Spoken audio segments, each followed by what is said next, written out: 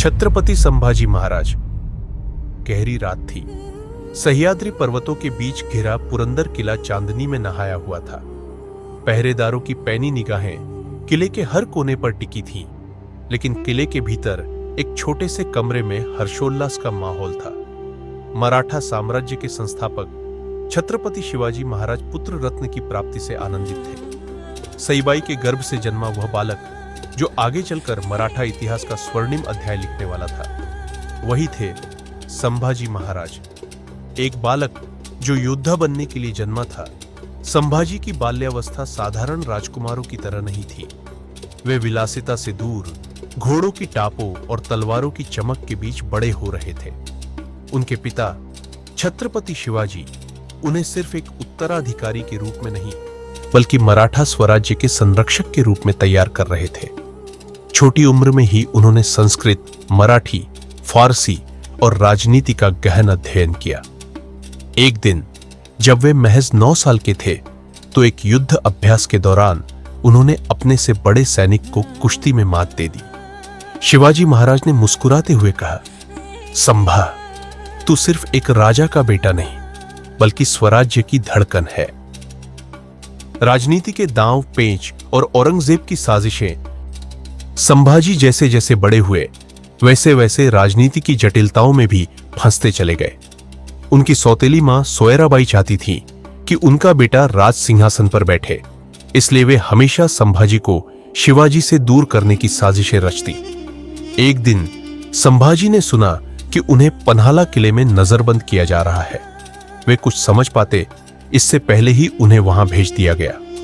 यह वही समय था जब शिवाजी महाराज का निधन हो गया और पूरे मराठा साम्राज्य में हलचल मच गई। उनके जाने के बाद सोयराबाई ने अपने पुत्र राजाराम को सिंहासन पर बैठाने का प्रयास किया, लेकिन यह मराठाओं को स्वीकार नहीं था। जल्द ही समर्थक सरदारों ने संभाजी को मुक्त कराया और उन्होंने सिंहासन संभाल लिया।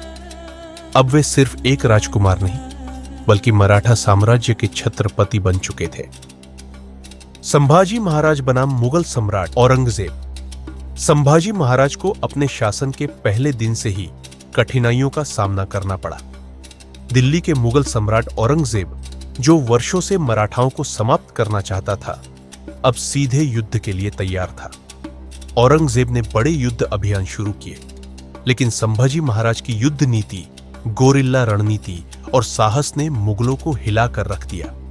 वे एक स्थान पर नहीं टिकते थे, कभी सह्याद्री की पहाड़ियों में तो कभी समुद्र के किनारों पर। उनके नेतृत्व में मराठा सेना ने मुगलों को कई बार करारी शिकस्त दी। कठिन समय और विश्वासघात, परंतु हर योद्धा की जिंदगी में एक कठिन समय आता है। साल 1689 में संभाजी महाराज को विश्वासघात का सामना करना पड़ा। उनके ही एक विश्वासपात्र सरदार गणोजी शिर्के ने मुगलों से मिलकर उन्हें धोखा दिया। एक रात जब संभाजी महाराज अपने कुछ सैनिकों के साथ सांगली के नजदीक एक गुप्त बैठक में थे, तब मुगल सेना ने उन्हें चारों ओर से घेर लिया। उन्हें बंदी बना लिया गया और औरंगजेब के सामने पेश किया गया। औरंगजेब ने कहा, संभाजी, इस्लाम स्वीकार कर लो, मैं तुम्हें अपना सेनापति बना दूंगा। संभाजी महाराज मुस्कुराए और गरज कर बोले, मृत्यु स्वीकार है, पर धर्म परिवर्तन नहीं। वीरगति और अमरता उनके इस उत्तर से औरंगजेब आगबबूला हो गया। उसने आदेश दिया कि संभाजी महाराज को क्रूर यातनाएं दी जाए। लगातार 40 दिनों तक उन्हें कठोर यातनाएं दी गई, परंतु उन्होंने हार नहीं मानी। 11 मार्च 1689 यह वह दिन था जब संभाजी महाराज को बेरहमी से मार दिया गया, लेकिन वे मरकर भी अमर हो गए। उनका बलिदान मराठा योद्धाओं में नए जोश की लहर ले आया और आने वाले वर्षों में मराठों ने मुगलों से अपनी भूमि छीन ली। संभाजी महाराज सिर्फ एक योद्धा नहीं, बल्कि स्वतंत्रता की जीवंत ज्वाला थे। उनका बलिदान यह संदेश देता है कि सच्चे योद्धा शरीर से मारे जा सकते हैं, पर उनकी आत्मा हमेशा अमर रहती है। जय भवानी, जय शिवाजी।